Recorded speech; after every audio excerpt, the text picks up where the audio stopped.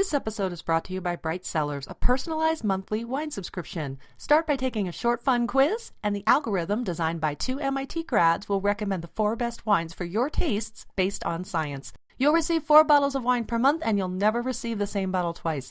Go to brightcellars.com/wine-to-5, and you'll get 50% off your first shipment. It's not 5 o'clock, and they don't care. Welcome to Wine to 5. Entertainment, education, and everyday drinking for everyday people. Your hosts are Valerie Caruso and Stephanie Davis, 2 wine educators who don't need a clock to know when to pour that next glass.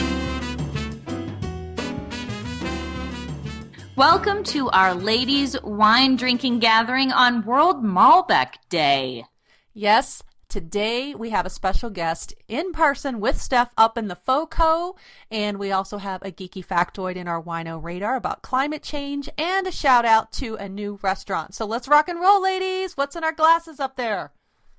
Well, since we are celebrating World Malbec Day, because it is April 17th today, I picked up a bottle of the Susanna Balbo Signature Malbec. And I thought this would be great for Robin and I to sip on and do the show. And so this bottle is the 2013 vintage.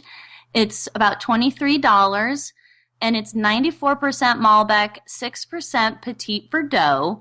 And you're going to love this, Val.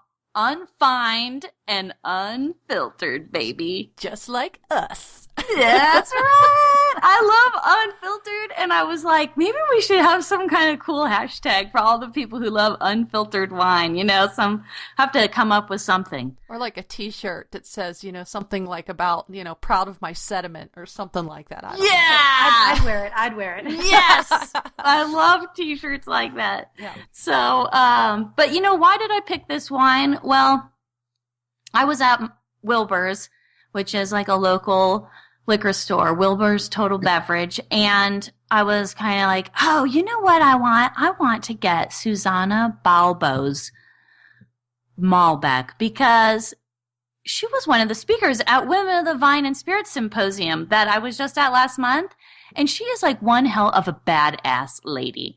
And she's an entrepreneur, she's a winemaker, she's a leader, she's now getting into politics. I mean, there's nothing that this lady can't do, and she's just an inspiration. I mean, she looks good, too. I was telling Robin, like, she's got this blonde hair, these big gold earrings on, and this bright red pantsuit, and she's just strutting the stage, just telling everybody what's up, making fun of herself, talking about all of her failures and all of her successes. And I was just like, that lady is just like in such a small little body, is such a powerhouse. So I was like, we should be drinking to Susanna Balbo. Yes, indeed. Nice. Yeah. Yeah, so have you had that one before, Val? I have not. I've had some of her wines. I've not had that one. And, I ended up having a Malbec in the house, but I just didn't want it. No. It was one that my friend gave me when they were leaving their condo and they were here visiting. She goes, here, we got some table wine in the house. I'm like, yeah, that's nice. And it wasn't Susanna Balbo's, but I decided I wanted a cocktail today. Ooh. What did you get yourself into? You so inspire me, you and your cocktail creations, and I'm like, well, why can't I do it? That's right. I have no idea how to make cocktails. I just know the basics and the classics and what I had to know for an exam, and usually I forget. So, turns out that not only was today World Malbec Day. I can't keep up with the national, world, international, whatever There's days. a lot of them. And what happens if you get it wrong? Like, what if it's National Malbec Day and you said World Malbec on accident? Like, then what happens? Yeah, like the mission's going to fail and people are going to die. I have no idea. Right. But I also did see that it was Bat Appreciation Day.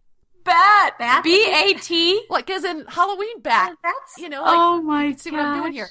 And it's also National Haiku Poetry Day. So I combined all of these things into one handy-dandy celebratory cocktail of a tweet. Uh-oh. Cocktail of a tweet? I tweeted, and then I created the cocktail. It's okay. Here we go. Monday on deck. A bat lands in my Malbec. Get another glass. Oh! definitely want a new glass. I know, right? I would just let that bat have that Malbec and just get another glass and drink with the bat. So that is my celebratory cocktail of a haiku for Bat Appreciation Day and Malbec Day. Good job. Yep. Very good job. Thank you. Cheers. So the cocktail I created, actually I didn't create, it's kind of a riff on what they call a Mediterranean pink lady. So it's made with Campari and limoncello, lemon juice, Cointreau, and gin. Now I did leave out the egg white, so it's more of a Mediterranean pink mistress, hold the salmonella, or or because of what you just said, maybe a South American pink one hell of a badass lady drink. Right? Oh, yes. Yes, and then I put a little soda water, kind of a little soda water float, because I just wanted it a refreshing cocktail. I didn't want anything really thick, which brings me to my next haiku. I have a cocktail. That's how I'm rolling today. Suck it, Monday. Cheers. Those are great, Val. Those are great. This is, I don't know if I like this better than your rapping, but this is right up there, Val. Well, thank you. I'm probably going to get some note saying haikus are more than syllables. Val, get it right, but I don't remember from my literature classes, so... I think that's when you say, suck it. Suck it, Monday. Cheers. I think that's my favorite part out of both of them is the suck it, Monday, cheer. Yep. Yeah. I mean, it's been a good day. We're not behind the cubicle. We're behind the mic. You know, we've got our cocktails. And listeners, you might have heard that other voice. And I don't even think, we really gave you a proper introduction. So we're going to get to that right now. We have with us Robin Salls from Girls Gone Grape. So before we haiku more booze, Stephanie? Sitting next to me is Robin Salls, founder, president of Girls Gone Grape, Inc. She is a passionate entrepreneur, publisher, author, event planner, and wine lover who's bringing women, wine, and adventures together to inspire creativity, connection, and support. Women inspiring women. She's sipping her way through life, creating La Dolce Vita, a beautiful life on her terms, wine, food, family, friends, and adventures. She's sharing her passions through Girls Gone Grape events, the Girls Gone Grape Sip on Life magazine, and the soon-to-be-released book, Girls Gone Grape, the 5 varietals of girlfriends you need in your wine pack. Oh, yay, so Robin! Cool. Robin, welcome. Cheers. Thank you for inviting me on. Yeah, I'll drink to that before we get into the questions here. Yeah, sip on that. Oh, yeah, lemon peel all over the place here. Okay. I don't even do my peels as cute as you do. You did this little twirly... I can't. Oh, yeah. I got schooled on how to do that from Cheryl. Yeah, I never did. So yeah, if I just start spitting out lemon peel in the middle of this, we know what happened. But Robin, I am so curious about the Girls Gone Grape. I love the name. So I'd love for you to tell our listeners about the name Girls Gone Grape, the kind of feelings it generates, and if you can give us some examples of the feedback from men and women that you've gotten on Girls Gone Grape. You got it. So when I was trying to come up with a name to kind of put together my passions with the wine and bring women together, for some reason the word woman was just not sounding right. Women Gone Grape. It just didn't have that zing I was looking for. And everybody says I'm really girly at heart, so I just kind of Girls Gone Grape, and I was like, that's it, that's perfect, that'll work. And so for our gals, they all really like being referred to as girls. It kind of takes us back into that whimsical, dress up, girly, just girls like to be called girls all through your life. We don't have to, whether we're old or young, girls just kind of brings us all back into that same unit together. And you don't take yourself too seriously then, maybe. Exactly. And so the women love it. The women are always like, Girls Gone Grape, that's awesome. They're happy to flaunt their T-shirts that we have. And I mean, that's a lot of fun. Guys, they tend to get stuck in that category of men. So they immediately go, Girls Gone Grape, and they hear Girls Gone Wild. I was just going to say, that's what came into my brain was Girls Gone Wild, because I've worked around dudes my whole life. So, yeah. Tables once in a while. We do it with our clothes on, so it's okay. Okay. Yeah. I think it's cute. I think I've actually said Girls Gone Wild on accident, too. It's just, Well, it's fun. It flows for a while there. That Girls Gone Wild was so popular in the early years when it was on that sometimes, yes, it's easy to slip up a little bit. I am constantly correcting everybody, including the men. Yeah. I was telling Steffi, at the airport one time. We were on the airport standing in line. I had a Girls Gone Grape t-shirt on, and I am rather busty. So the Girls Gone is really easy to spot. The grape part kind of falls a little bit on the lower side that you have to really look and see. And we had a security guy that was driving my husband nuts because he just kept staring right at the cleavage until we got up close. And he goes, Girls Gone. Oh, I thought it was going to say wild. It says grape. We all lost it. He turned bright red. My husband's like, yeah, Girls Gone Grape. You know, it was funny. great. I think it's good. It's good. Yeah, I get a lot of comments. Most of the guys really like it. I have several male winemaker friends that have said, "Wow, what a great name! I wish I had thought of that for a group of women like you." So yeah, it seems to work. Catchy and easy to spell and easy to, that's good. Easy to remember. Yep. Well, so tell us, how has travel been incorporated into this Girls Gone Grape offering? Well, we actually we're meant to be more of just a monthly get-together for local gals in their communities to kind of really connect. And then we found, I've been doing this for 5 years now, and we found after a couple of years, the girls suddenly started going, well, hey, when are we going to go on a girls' weekend getaway? When do we get to do something fun like that? So we incorporated a local Colorado trip last year where we went up to Vail to a winery called Vines at Vail Winery, and did an actual Lucille Ball grape stomp style. So they brought the grapes in from California. They brought in grapes, and their winemakers had them in barrels. We all dressed up like Lucille Ball costumes and stomped grapes. But we also then incorporated a Jeep tour and just had a really fun, crazy Friday, Saturday, Sunday with a group of 15 ladies that went up there. And I should think we were 18. Just had a really great time. And that worked out so well that this year we are actually now taking a group of 15 to Tuscany to do the whole wine tour. So we have a week lined up in a private villa, which I'm absolutely thrilled about. It's got its own private spa, so we get to play all day and come home and soak in the tubs and the hot salt cave and all this wonderful stuff, and experience Italy as a group of women. And there's a couple guys, because we always say sometimes the boys are invited. We have a couple guys coming along on this trip with us, but we are going to do that in September for our first official international trip. Oh, fun. That sounds amazing. We're really excited. We're going to be meeting with winemakers over there. That was Cortona. We're going to a little flag-throwing medieval festival, our first night in town. Some of my single ladies have told me they plan on bringing flag throwers back to their rooms.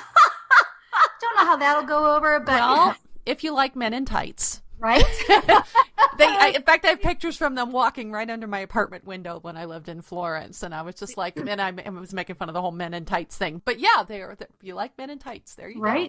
Yeah. But talk about your book. When is this book going to be available? What's it about? And why does it need to be written by you? Tell us about that. Oh my gosh, all these questions. Well, so it's going to hit May 20th as our goal to actually have it ready to be out there where everybody could go and order it. As far as what it's about, it truly is about, kind of distinguishing. I have a tendency when I'm doing something I really love, I compare it with my friends. So at one point in time, I designed a few handbags and I always named them after my girlfriends.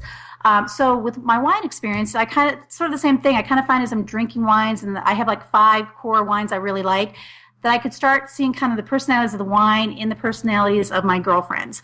And so I started kind of joking around and started kind of referring to my favorite wines. Maybe rather than it being a Cabernet Sauvignon, it's my girlfriend Lane. Just kind of whimsical like that. So it was really just, it's a fun, light read that kind of has some wine tips in it and wine definitions in there, I guess if you should say. Sometimes you run into people that they either know everything about wine or they know very little about it, but they enjoy it. So this was meant to kind of be that kind of fill in for not the overly serious person who already knows all the dialogue, but so there's tidbits of wine information in there, wine recipes. We even include our Girls Gone Grape cocktail that we created a couple of years ago. And then it's just really some comparisons of, so what are the characteristics of that wine and how can you see those in your girlfriends and why do you need those kind of women in your lives? So good examples like rosé. I love rosé, but it's a very seasonal wine for the most part.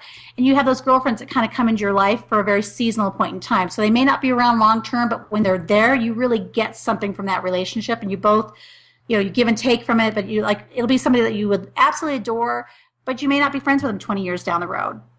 But then you have those friends of yours that are your Cabernet Sauvignons, and no matter how much time goes by, they're still good, they're still solid. It's a solid go-to girlfriend, kind of the same way with the wine. So it's really meant to be kind of that comparison and kind of a book that encourages you to spend more time with your girlfriends and drink more wine. So let me ask you something. There's always the joke about Chardonnay being called cougar juice. So do you have a cougar? I do not. Okay. Chardonnay is not one of my favorites, so I have no cougars. Okay. I know. It is one of mine, too. And I am not the cougar. I was going to say, I say that now, but like I said, we have a couple ladies going to Tuscany with us that are asking about bringing those flag throwers. So they might be in the cougar category because there are definitely a couple ladies that are older. So there you go. I love That it. sounds so fun. Well, so tell us, though, why did it need to be written by you? oh my gosh, I like to say I've been a writer since I was a little girl. So I am always writing stories, creating different little novels. I have all these things that have been unpublished for years. I love to write. And so somebody was asking me why Girls Gone Grape? Why did you start Girls Gone Grape? And they asked me to define what a Girls Gone Grape is. So in the book, we start off kind of defining what in my opinion is a Girls Gone Grape. Just a sassy, spirited nature. A woman's going to do what she wants. She doesn't care what everybody else is doing. It's just kind of her own way and her own rules. And so it just kind of, I got asked enough and I just started kind of playing around writing a little bit. And it kind of took on its all different story on its own. It was actually going to be more of a serious wine explanation book for somebody who was wanting to learn but can't afford to maybe go to classes for it. And then it just kind of took on more of that spirit of what Girls Gone Grape is, which is really just bringing us together, having a good time, getting some knowledge with our wine and why we're drinking it sometimes. But at the same time, if you're not going to spit, that's okay too, as long as you're enjoying yourself. So It just really just needed to kind of fulfill that thing and just really, again, encourage more women to get together. Because I think as we get older and we have kids, you kind of get so involved in maybe your life with your spouse or your partner and then with the kids, and you kind of forget about yourself, because that's kind of where I was at when I discovered it and created it. It was just sort of I really didn't know who Robin was anymore, but having all these new girlfriends that I do things with, it takes me back to those high school days where that was a big part of who you were. And you really, you put women in the room together and we just all seem to inspire each other and connect with each other and pull each other up. And it's kind of just what the book is about, really. It's kind of, like I said, sharing the wine information and at the same time encouraging you. My hope is at the end of the book, you want to pull together a bunch of your girlfriends and open up several bottles of wine and just get sipping. Okay, I like how you said take us back to high school days, because we were drinking Boone's Farm in the locker room in high school. So, right? But right? Yeah, right? Yeah. That's so fun. Bartles and James and whatever else. Bartles and James, yeah. Yeah, but I want to kind of go back to something here, because I think as our listeners might be listening to this, they're probably wondering, and this is something we hadn't planned to ask you, but it just came to me. Girls Gone Grape, it's all over the country, and there are chapters everywhere. So maybe somebody's listening right now that wants to get involved. Can they do that? Can they start chapters? Are you looking for chapters? Are you looking to grow Girls Gone Grape all over the world? Yes, we are actually. We started off just local and had enough ladies wanting to take it elsewhere that we decided, yes, let's put this together, make it easy, and give a 1, 2, 3 plan. So yes, if somebody wants to start a chapter because there's not one near them, they can reach out to us at the website. There's a kind of a preliminary kind of walk you through it to give you a good idea of what it looks like before you decide to reach out to us. But yes, we would love to have other chapters. I mean, we'd love to be able to go where, if you're traveling, you kind of look to see what's on the calendar for Girls Gone Grape and maybe plan around that and make some new girlfriends in other states and other countries, hopefully. That's cool. The other thing about, you said it's coming, shooting for May 20th. Is it going to be available on Amazon? It will be available on Amazon, yep. And where else? On Amazon and on our website and our store at the website. Okay, cool. And then what can we expect from Girls Gone Grape 2018 and beyond? Okay, don't get not way out there in 2030, but in the next couple of years. What's next? Well, what's next is obviously, as we just kind of said, thanks to Val, we want to plant more seeds of Girls Gone Grape chapters. So that's really where we're focusing the next year or two. We hope to have them in several other states. We're in Georgia right now. We are coming on in actually the San Francisco area not too long from now, probably by the end of the summer. And then another big part is we're just going to do more traveling. We filled our trip to Tuscany. We launched it in January, letting people know about it. And by February 7th, we were booked solid.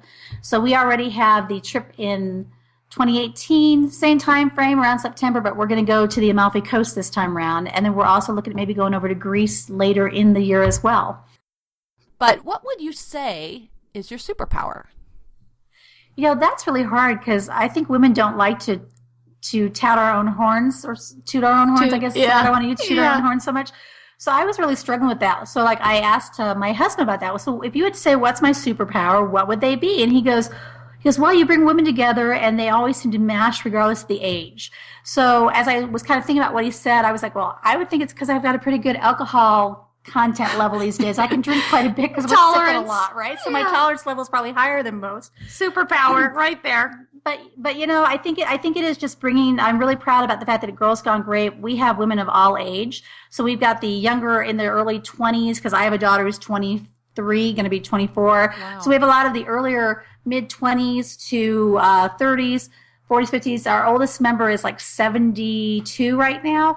And what's great about it is that we all come together, but you wouldn't know it when you walk in a room. There's no cliques of like the older women are here, the younger women are here. The way we kind of set it up, the way we kind of just the games we'll do if we have games, however we're doing it, we really encourage everybody to intermingle. So the younger women really connect with the older women.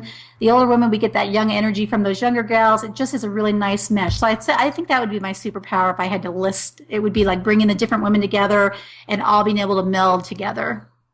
Okay, super connector. Yeah. Super connector with a high tolerance. How many people have those two together? Right? Yeah. Get her a cape.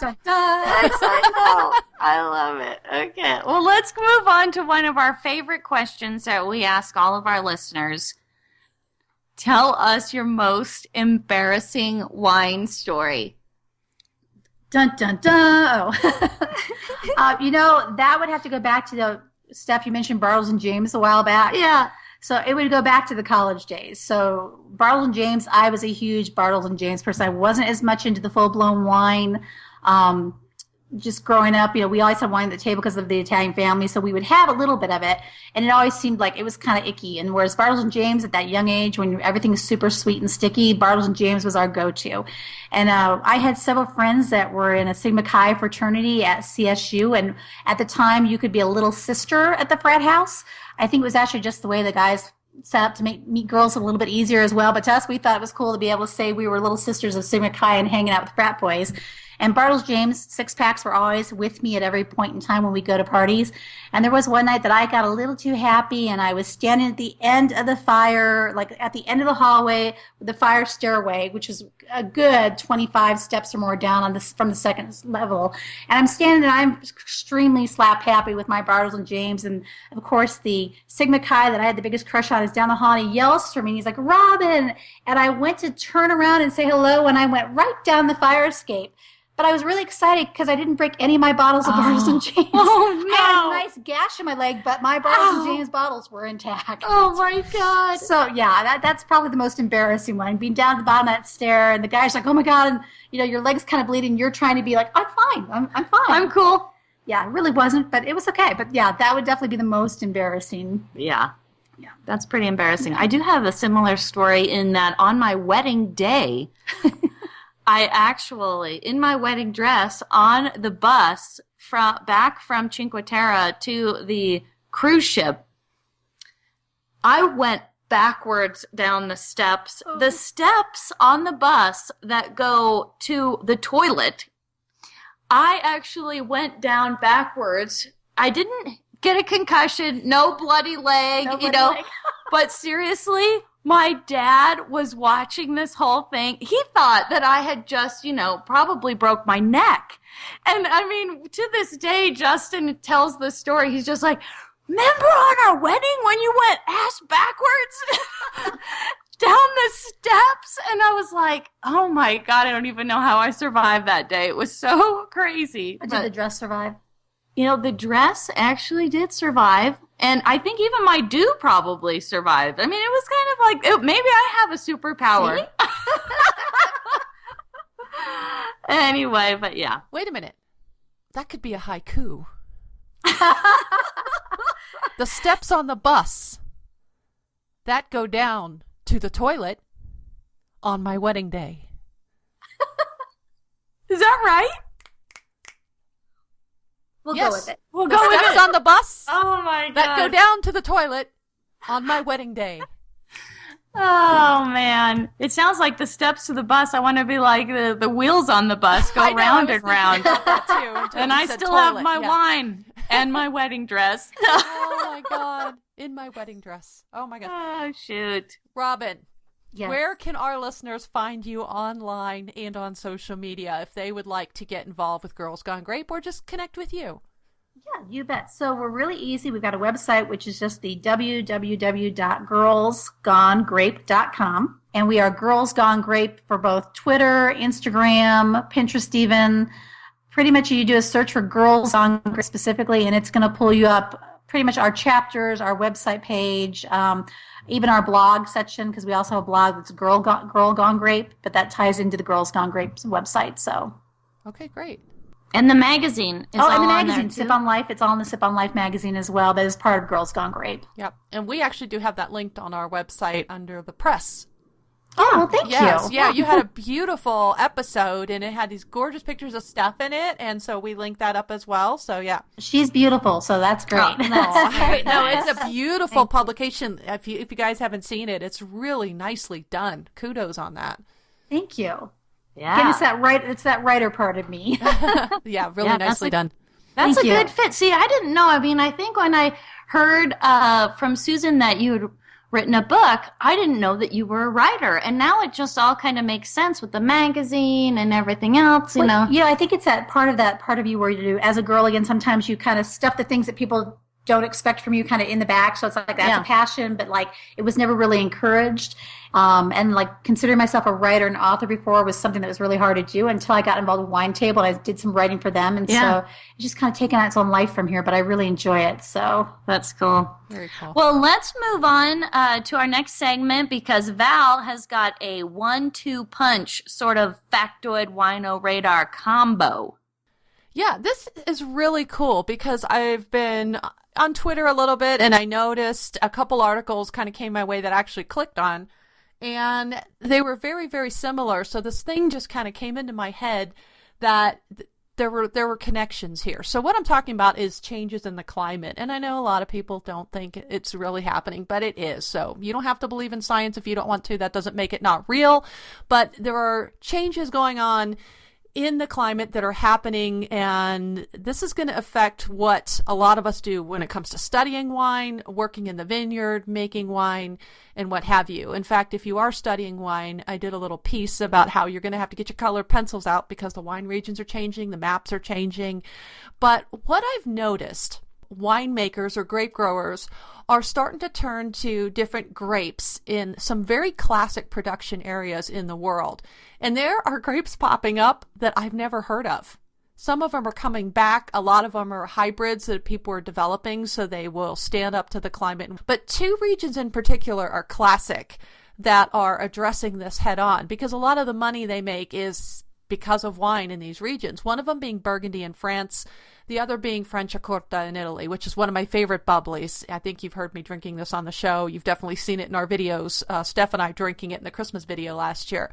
But they're looking to other solutions because both of those regions, it occurred to me, rely heavily on Pinot Noir. And, you know, and Chardonnay as well. But Pinot Noir, many of you might know from the movie Sideways or whatever, it doesn't do well in warm climates. It's kind of persnickety to grow. So you add a little global warming to the picture and warmer climates, the 2 to 3 degree temperature rise that we've had over the last, couple of decades.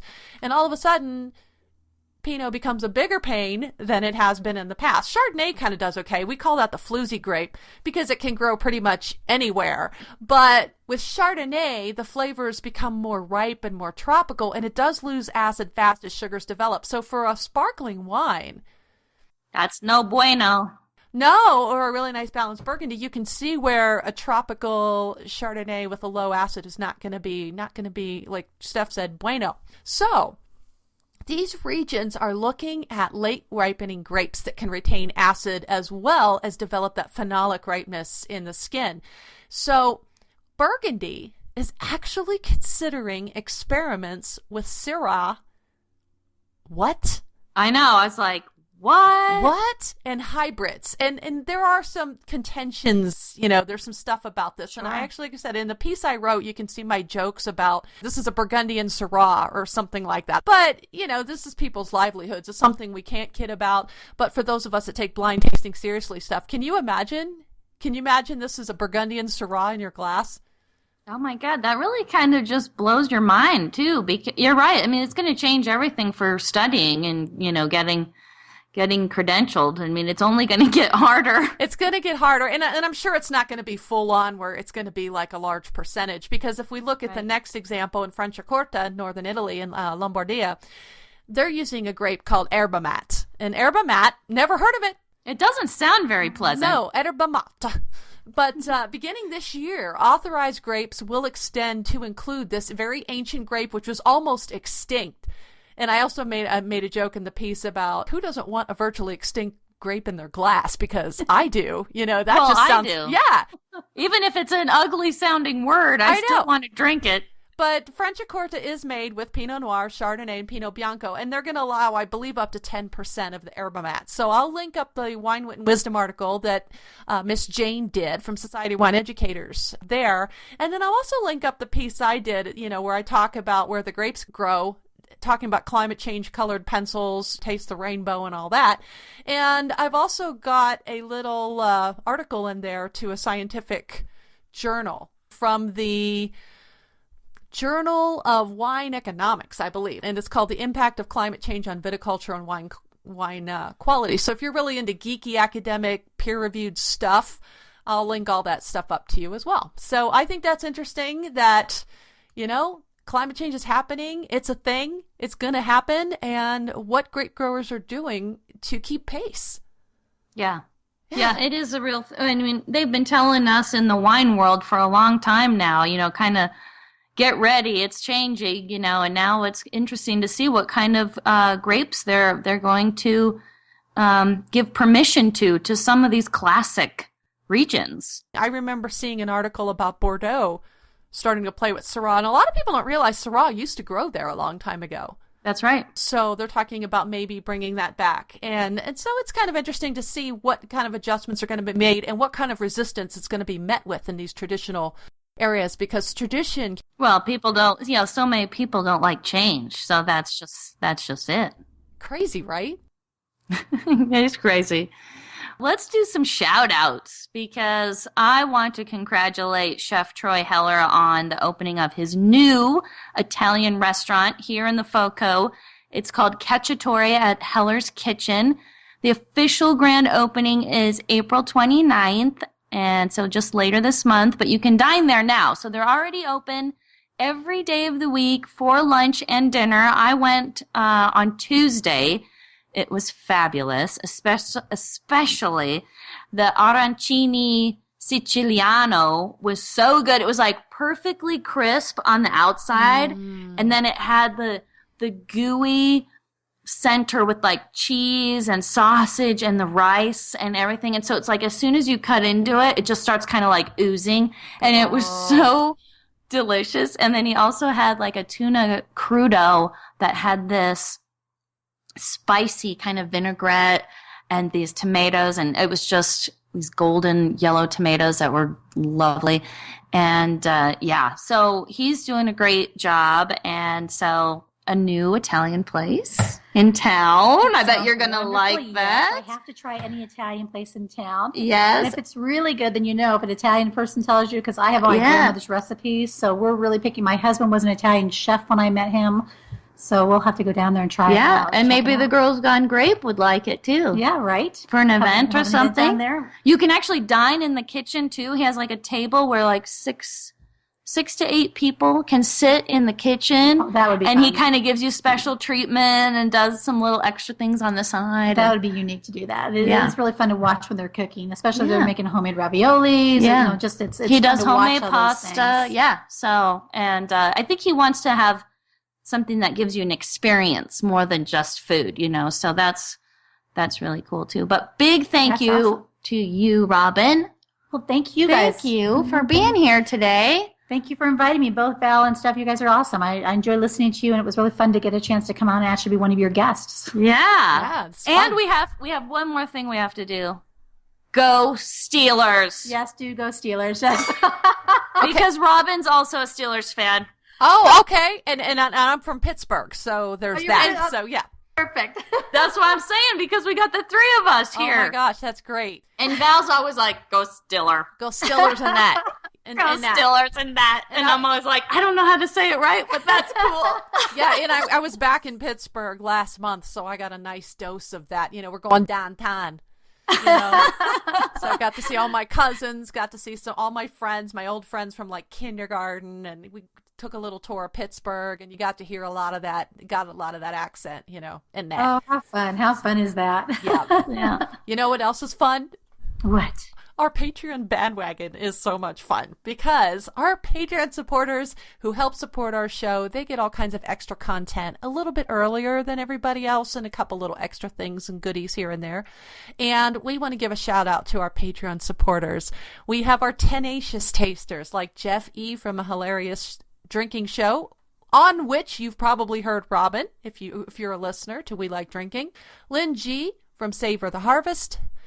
Tenacious taster supporter Sebastian Sassy of Sassy Italy Tours. Boy, that cocktail went right to my head.